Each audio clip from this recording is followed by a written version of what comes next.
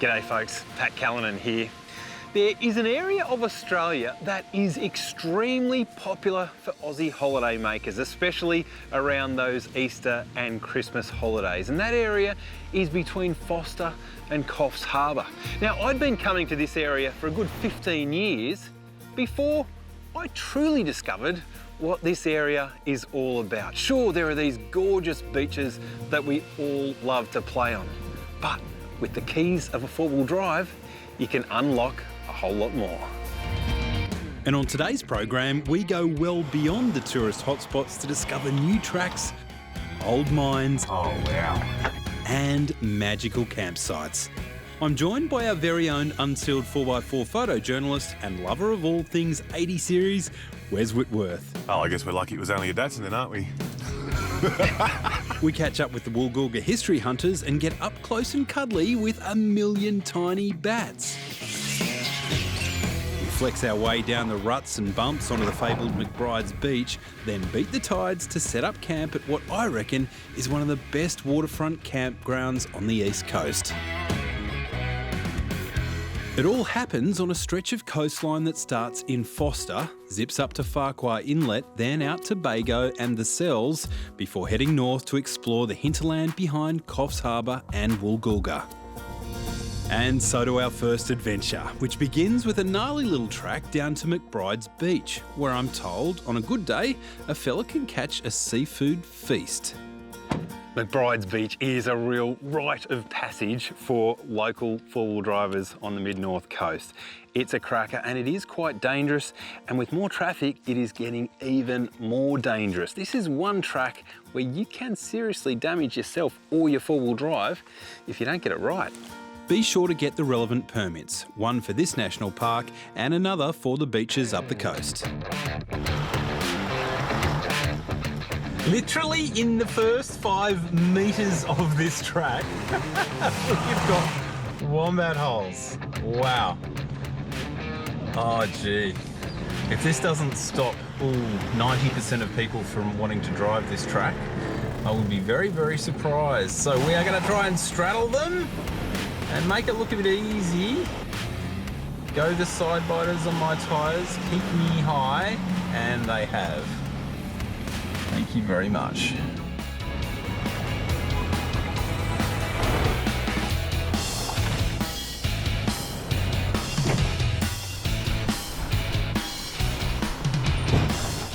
So, Wes, how is our resident Viking enjoying the first part of this track, mate? Mate, this is absolutely magic. Now, because of modern technology such as hill descent control, low range and diff locks, these Amaroks make McBride's track look a lot easier than it really should be.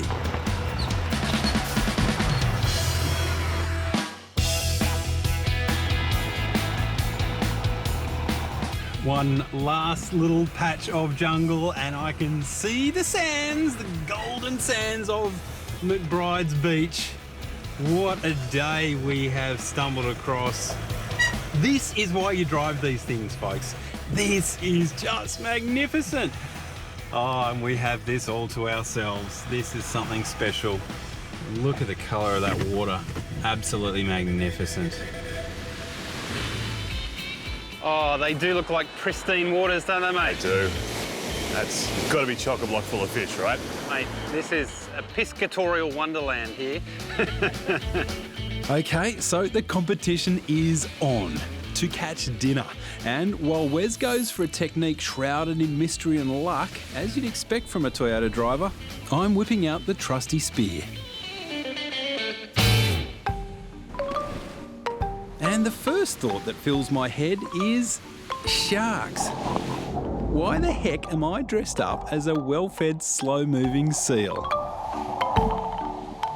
Hey folks, this isn't as easy as it looks.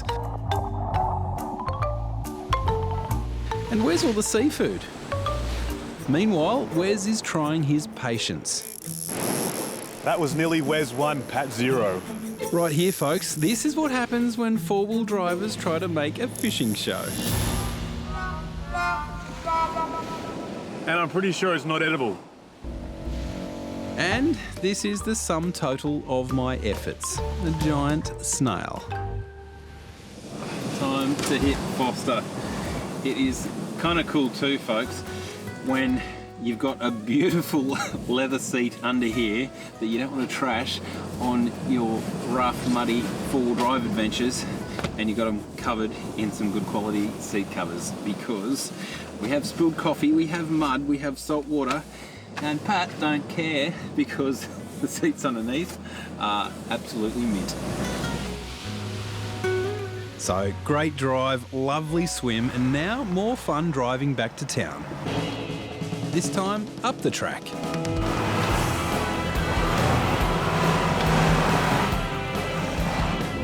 Oh, it's so funny, isn't it? A track looks completely different and drives completely differently when you're coming from the other way.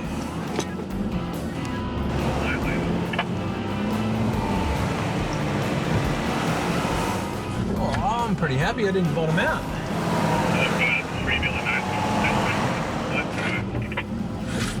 Oh, here comes some serious holes.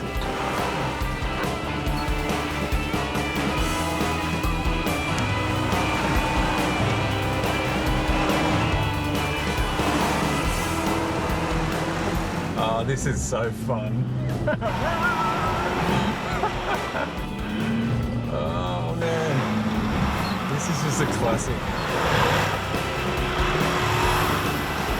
There are even tougher tracks here for you to have a full day's driving. Maybe just bring your own lunch. It's just an hour north to our next destination, and this is one of those places you really do need a four-wheel drive to access.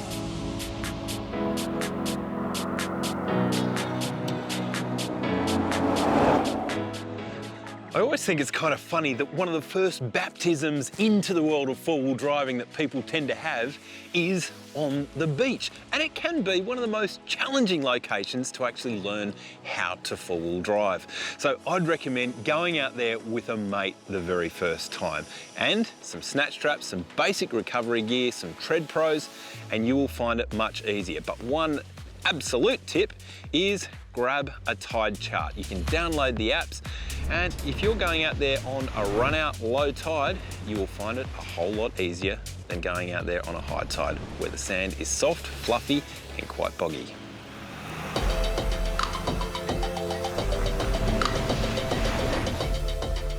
When you're driving up a beach, it is really important to get your speed right. Go too quickly and you can damage your four-wheel drive quite seriously. Why? Well, this is a natural environment, and with all natural environments, they tend to change, but none more so than beaches. Tides can change, furrows can occur, lumps and bumps can occur. You can even have creeks coming across the beach, and you drive too quickly and you will get out of control. But drive too slowly and that can present some other issues, particularly when you're trying to enter or exit a beach. Those are the areas where the sand tends to get the most fluffy, the most soft. So unless you're prepared to put the foot down over some of those softer areas, you will crawl to a stop. But above all, get out there, have a blast, because sand driving is an art worth your learning. How fortunate are we in Australia, cruising up a beach, across a sand spit, and then camping on this gorgeous little sand island. Welcome to Farquhar Inlet. This campground offers excellent facilities, all just a stone's throw from beautiful sites right on the bank of the estuary. And incredibly, we have the entire place to ourselves. Pretty rare that you can actually camp right on top of the water. It is such a privilege. A campsite this good calls for something special for lunch. And although Wes and I were completely hopeless fishermen, the Tuncurry Co-op came through with a seafood feast fit for a couple of hungry kings.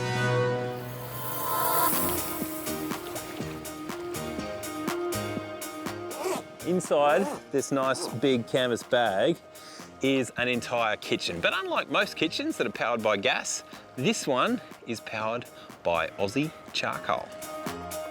What we have here is, in my humble opinion, a revolution in camp cooking. You know, I'm a big fan of the camp oven, and gas cookers are great, but this Snow Peak kitchen grill is the stuff of fancy pants restaurants. Once you've got it all set up, you ignite your charcoal in the starter. Now this is good, clean, sustainable Aussie charcoal.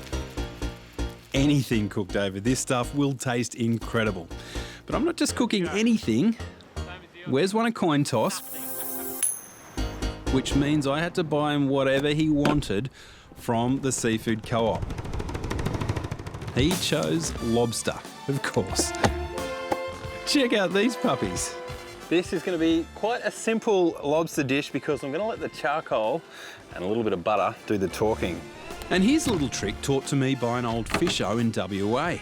He reckons if you clean your seafood in seawater, it seasons the flesh perfectly while retaining all the natural flavours. Right, once the hot coals are transferred to the grill, we're ready to cook.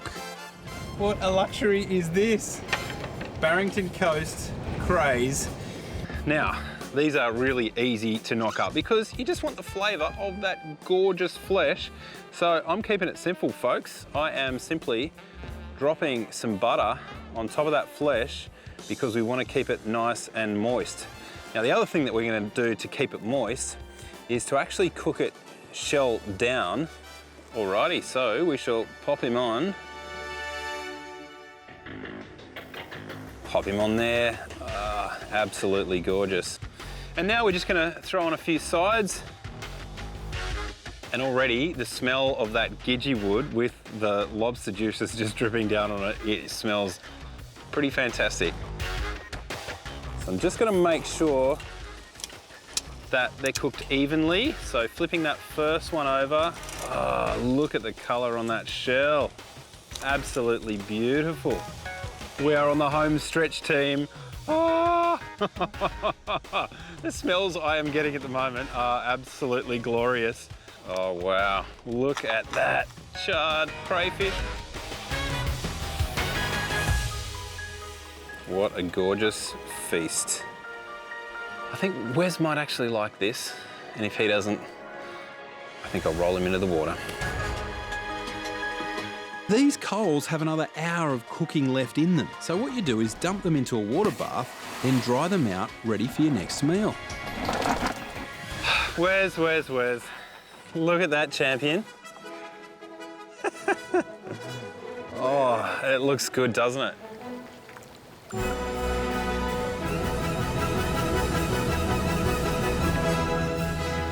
And it doesn't taste bad either.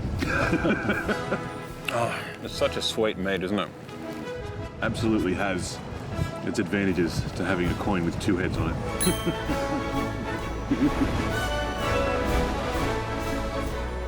That is absolutely delightful, folks. You should be here. What are you doing? I sent you an invite. I'm sure of it.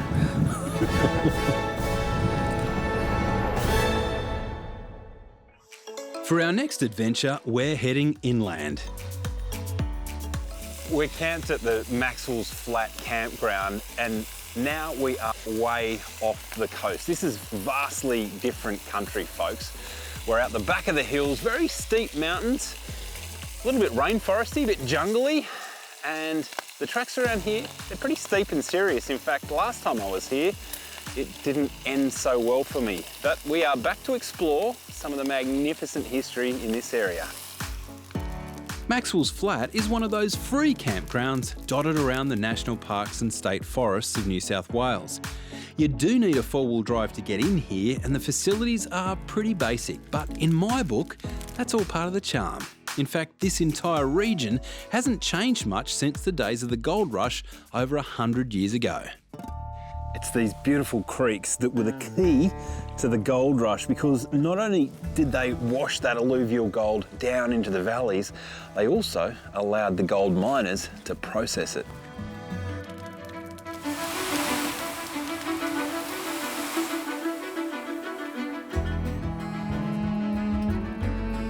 Today's mission is to explore the cells.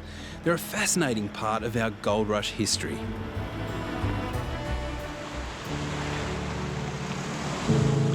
Straight out of camp, and we have had a little water crossing, a little bit of mud, and a whole lot of jungle. There are beautiful ferns, Very overgrown tracks, as you can see, as we sort of push our way through.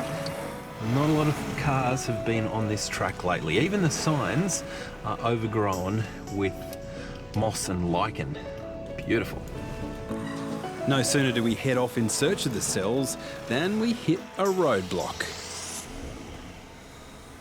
Look, when you are travelling through the bush, if you do have a chainsaw, it is a really nice thing to actually be able to clear the track, because you never quite know who you're going to be clearing that track for. Could be just other travellers, could also be the fireys coming here to respond to a fire, or someone with a fire at their back wanting to get through. So it's just a nice thing to do. Likewise, a log like this, you know, we could probably have a crack at driving over it, but we could rip out some fuel lines, do some damage to our vehicles in the process. So it's just generally a good thing to do as a responsible four-wheel driver.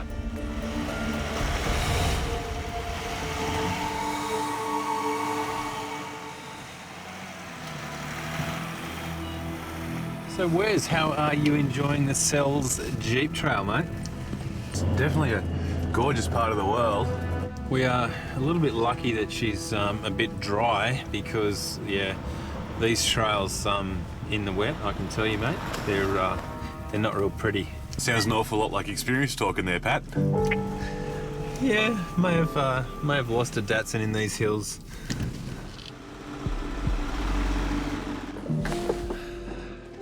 Man, this place still gives me the chills. This is the location of my biggest ever stuff up as a four-wheel driver. Nissan Patrol, camper trailer on the back, and we had been winching for about 4 hours because there was absolutely no traction to be had on the hill. You couldn't even walk up the thing. I got out to connect the winch rope. When I got out of the vehicle, she slid back down the hill 40 metres, spun, jackknifed, and then went straight over a cliff into a ravine. The only thing that stopped the vehicle was a 40-centimetre tallowood tree that had snapped in half. Now, there's a few lessons out of this. One, don't drive these tracks in the wet, folks. They're not pretty. Two, I really should have actually stayed down in that valley and waited for it to dry out, because these hills do dry out very quickly. But the other lesson that I learned is that I pulled that handbrake on. All that was doing in that Patrol was braking the two rear wheels of the Patrol. It wasn't braking the camper trailer or the front wheels of my Patrol. So essentially I had two wheels trying to hold 6 wheels back on a slippery hill. It wasn't going to happen. I won't do it again though.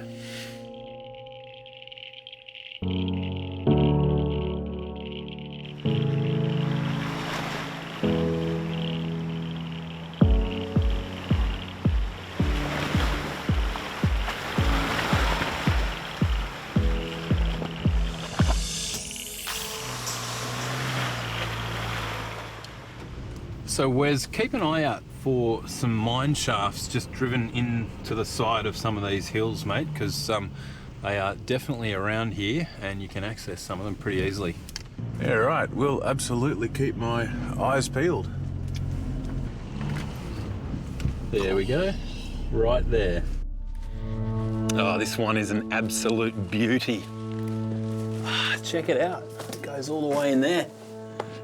Now, the rumour has it that the reason why this area is called the Cells is because the miners used to send the Chinese in here, and they would actually put bars over the end, creating a cell, basically a jail cell, so the Chinese miners would work even harder and longer.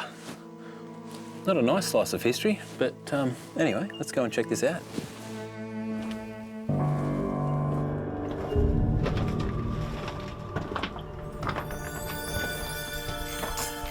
Oh, wow.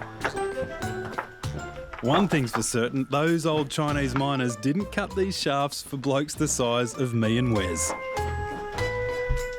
Good thing we're supermodels.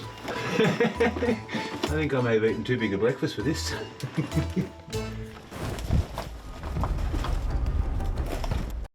In cave, we bump into a microbat colony. They're not very pretty. They've got kind of pig-like faces, and in here, down at our feet, inches deep in bat poo. But this is pretty cool for a short visit.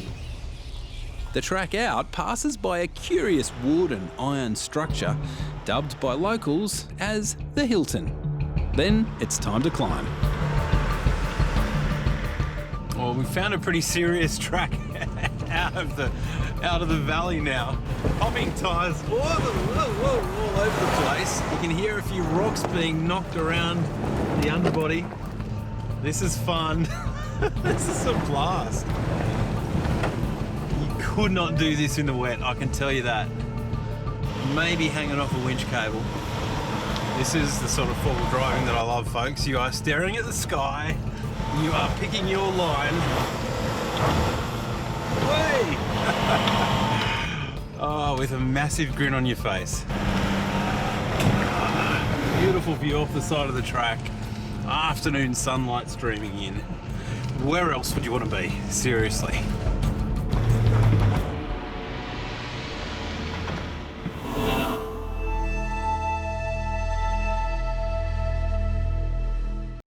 After roughing it for a few days exploring some fantastic tracks, hidden caves and stunning camping spots, Emma from RV Daily magazine has invited us over for a bit of luxury in her Lotus Trooper caravan. Knock, knock.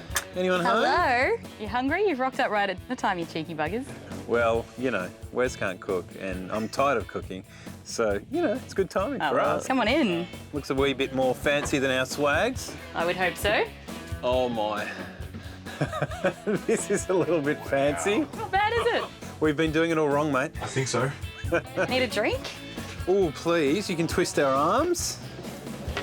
Should have got a beer for myself, really. Should have. What has it been like living in the Trooper? Oh, look, it's been delightful. It's a really luxurious van, really off-road capable as well. Don't let the Italian leather seats fool you. Got plenty of freshwater capacity, plenty of solar, lithium batteries. You can pretty much stay for, you know, as long as you've got leave from work, really. And a rather small fridge there, I see. Yeah, yeah.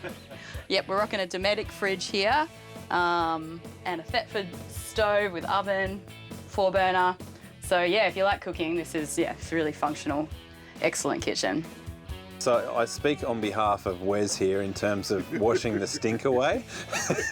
Yeah, look. Is there a shower? I mean, I didn't want to say anything, but thankfully, yes, there is a shower. There's even a toilet. It's an upgrade from the shovel. We've got a washing machine, so you can bust out your dirty undies if you like. Wow, is that an offer? I mean, no, it's a DIY operation, this laundromat. But it's a pretty fancy way to go camping, let's face it. Yeah, yeah.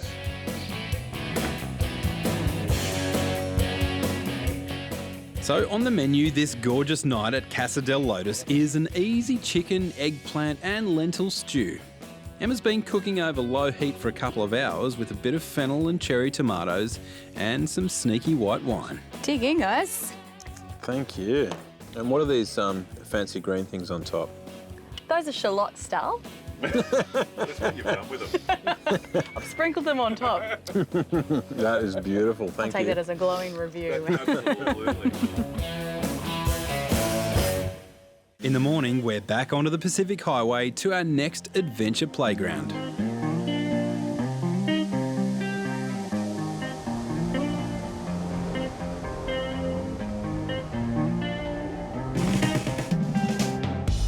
This is one of my favourite four-wheel drive haunts in all of Australia, and it's not just because of that beautiful coastline, it is because of those mountains that lie just up the hill. You see, Coffs Harbour is the closest place that the Great Dividing Range gets to the ocean in all of Australia, and that gives you this beautiful recipe of mountains with ocean views and absolutely killer four-wheel drive tracks. And it is literally 5 minutes from the car park through Woolgoolga to our first track. And I told you I wasn't fibbing. Look at this. Beautiful four-wheel drive track. A little bit of a banana plantation down there, and then just a wee bit further, the sun glistening off the Pacific Ocean. Nobby's Fire Trail and Bennett's Fire Trail, they are fantastic tracks for people who have gone and bought their four-wheel drive. They come up here to the Coffs coast, possibly stay at a resort even. You don't even need to camp, and you are right into these hills traveling some magnificent tracks. But a standard four-wheel drive can do this stuff. You don't need additional clearance. Sure, lower your tyre pressures, but pop your vehicle in low range or off-road mode and start having a play. It's hard to find a better place in Australia to actually learn your skills, particularly in steep terrain, because the tracks around here, they are very much on the sides of mountains. Whereas you have done some travel around this area, haven't you, mate? I have. The beautiful thing about Coffs is that there's everything from, you know, stuff that you're just about going to roll no matter what you do on, and then there's other stuff that you can come out to sort of find your feet with your four-wheel drive. So it's such a magical four-wheel drive playground, the Coffs Coast. As Wes said, there are plenty of challenging tracks for more experienced drivers, like this one, Middle Ridge Road in the Conglomerate State Forest. Bit of an interesting, scrabbly little hill coming up here, so I'm going to pop in the rear diff lock. In she goes, and crawl my way up. Hear the traction control working a little.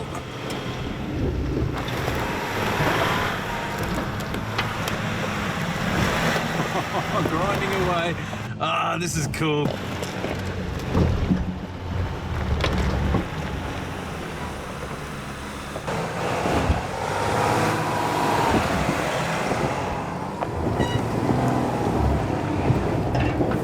This track is getting a little bit more serious. We have some nice little rock shelves just up ahead. They are sketchy as. So we're doing a bit of spinning, a bit of crawling. Oh, there I go. Forward progress has stopped. I'm going to have another go at this. Taking another little run up. There we go.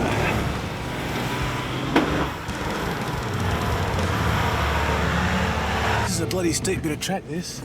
And Wes isn't so lucky on this hill. Let's see how she gets up there.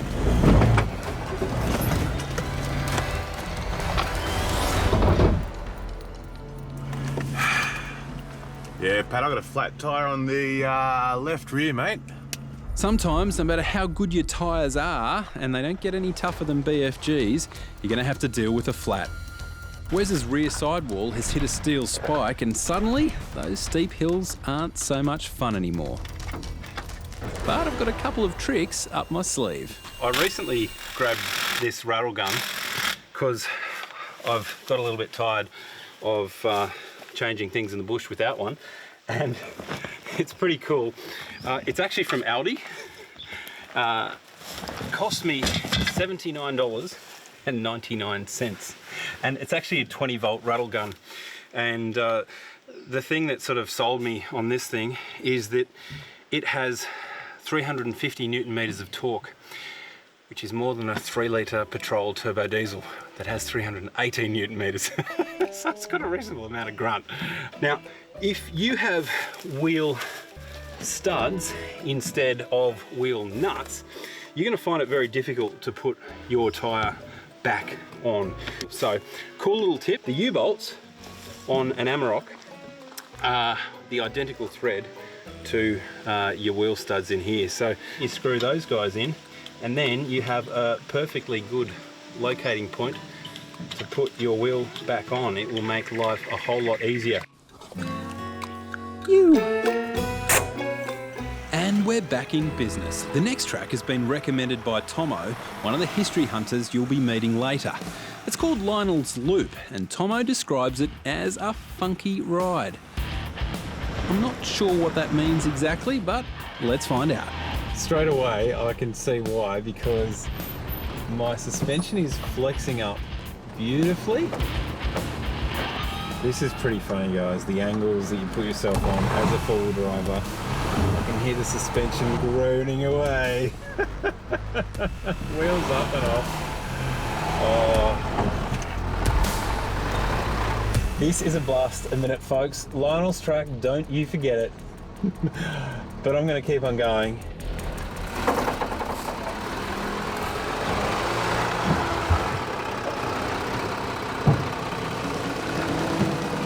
Lionel's loop takes us to a little known and unnamed lookout.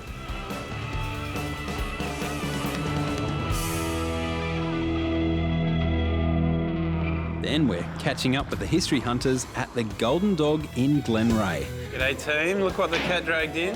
Hey. Kevy, great to see you, mate. Mitch. Yeah, there's no squeaks, no rattles, no clutch.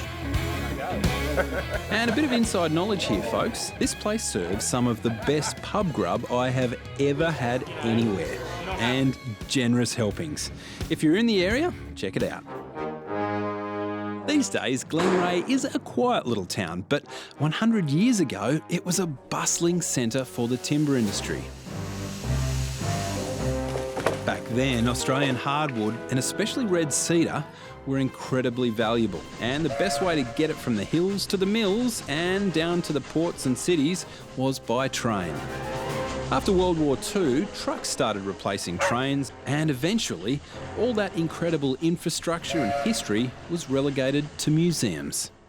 We know that the four-wheel drive tracks around these hills, they're tight and they are steep. And the same goes for the train tracks. In fact, the Dorrigo line boasts the tightest and steepest tracks in all of New South Wales. Now, to drive those train tracks, you need a pretty special train, and this one is one of those. It is what we would call in four-wheel drive terms a short wheelbase six-wheel drive. 6 wheels driving and pretty tight and short to make it round those very tight bends. This beautiful old machine was capable of pulling about 240 tonnes of cargo and passengers. It is the third oldest operational steam train in Australia. She and all this machinery are being maintained and restored by railway enthusiasts and local volunteers. And thank goodness, because we Aussies are far too quick to move on and forget our history, which I reckon is a crying shame. Seriously, what will we do without volunteers? Some judge you by the company you keep. And today, I'm keeping the company of some Toyota and Nissan drivers. These guys four-wheel drive with a purpose. And that purpose is to uncover some absolute gems and relics in these steep hills from our past. Meet Kev, Mitch and Tomo, or as I like to call them, the Woolgoolga History Hunters. Today, they are taking Wes and I out to a place they've recently brought back from the brink of obscurity. But first, we've got to get there. So, Kevy, where are you taking us, mate? We're actually going to go up to some of these old tunnels on the old GMR rail line. It's a bit of a hike to get up here, but I think we'll be pretty right. Got the good forward driving. It sounds steep, mate. Do you reckon Tomo's Nissan's going to make it? It's always debatable, but you'll have to ask him to see if he's had a service on the car. You know, I'm ready to push Kevy up the hill when he's in need of a little bit of assistance. But it doesn't matter what you drive, as long as you're out here doing what you love and, you know, seeing this awesome country that we're in, eh? I couldn't agree more, mate. Oh, you should show us how it's done. Just send it straight up the middle. Isn't that typical? I take the mickey out of a Nissan driver and look what happens. I think we're over the harness stuff. Or are we? No. Crunched. I think I dropped down and hit something. Don't tell me I'm stuck. This is terrible. I hate to say it, Pat, but I think you're beached, mate. I think you're right, Wes. I'm going to have a look at this. That hole right there has claimed me once before, exactly the same. Oh, my diff is well and truly into it. Okay. The wall of that rut has given way and I've bottomed out, which means recovery time. There's plenty of trees up there. So I'm thinking a winch is the best way to go here. Okay, so I've put our winch in free spool mode. There's a massive lever there that's quite difficult to see, and that just allows us to pull it out, not using our battery power. In this recovery, we're going to use what is called a snatch block, and that gives you 2 times mechanical advantage. So pretty cool little device. It's essentially a pulley. It will slow that pulling down. It'll halve your speed, but double your capacity. When winching to a tree, make sure you protect against ring barking and use high quality rated shackles. And a tip here, folks, tighten the bolt and then back it off by a 1/4 turn. This way, it won't get stuck under pressure and bind. And for safety's sake, place dampeners over the lines in case they snap under pressure. Now, it's important to know that you need to anchor to rated recovery points, not just tie-down points. A lot of vehicles come out with these little tiny shipping tie-down points. They can turn into a lethal projectile in a recovery situation, so don't trust them. Try and get some aftermarket ones fitted that are actually rated to carry the weight of your vehicle. This rock should help lift my diff up off the ground as we move forward. And we're ready to go. The benefit of a winch recovery in this situation is because everything is slowed down. That also means that damage is going to be slowed down as well. We're going to be able to hear if things are scraping or getting damaged underneath our vehicle. All clear? Winching. Before starting, always call out to ensure no one is in the danger zone, then shift into drive and work your engine together with the winch, slowly moving up and forward. And we're free.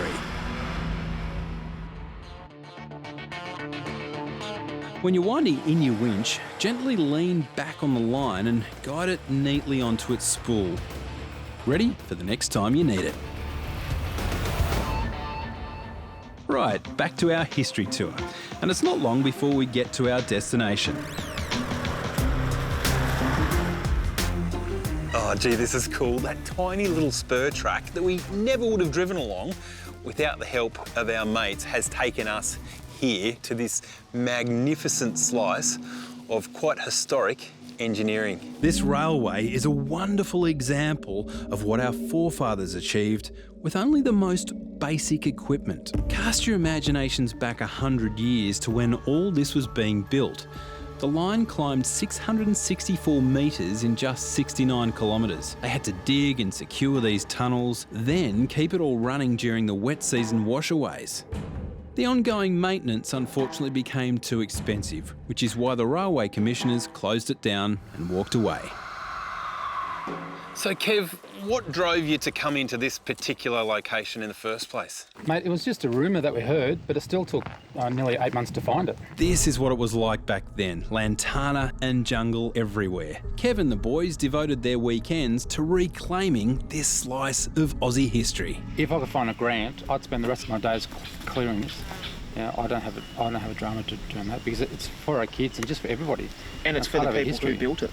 Yeah, as well. It's for the people who built it. They put this in at the time thinking we're building this line as infrastructure for the future, because that's what they were building it for their kids, and to make their lives easier. And I guess if it's not going to get used, at least they've left us with a piece of history. So in a sense, they have built it for me. They have built it for Kev. They've built it for all you guys. Yeah. The tunnels are cold and dark, and the walls are covered in eastern microbats.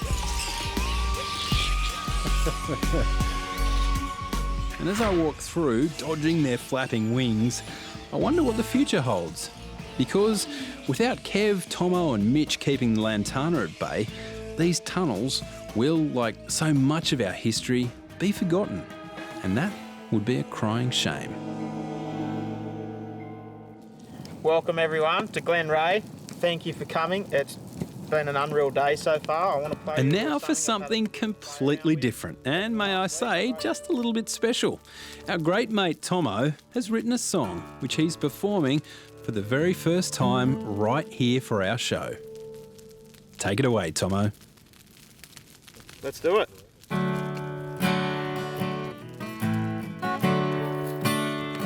This is Coffs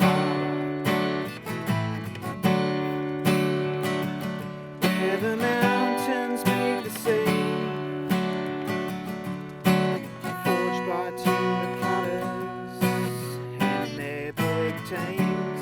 That's brilliant stuff, isn't it? And what I love most is the pride Tomo, Mitch and Kev have in this Coffs Coast region, as well as our great Aussie history.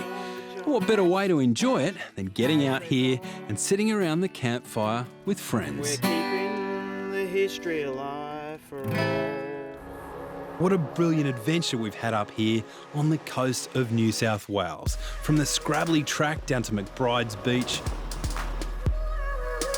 then out to the waterfront magnificence that is Farquhar Inlet, along with the dramatic landscapes around the cells and here behind Coffs Harbour. Normally when you come to this region, you see that beautiful facade, the beaches and the resorts.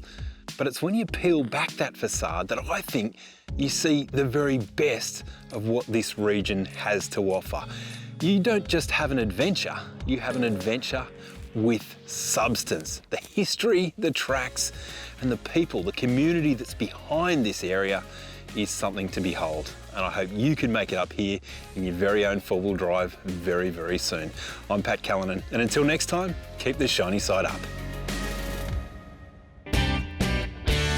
Be sure to tune in next week as we head from Burke up the Darling River and out to Birdsville to party hard at the Big Red Bash.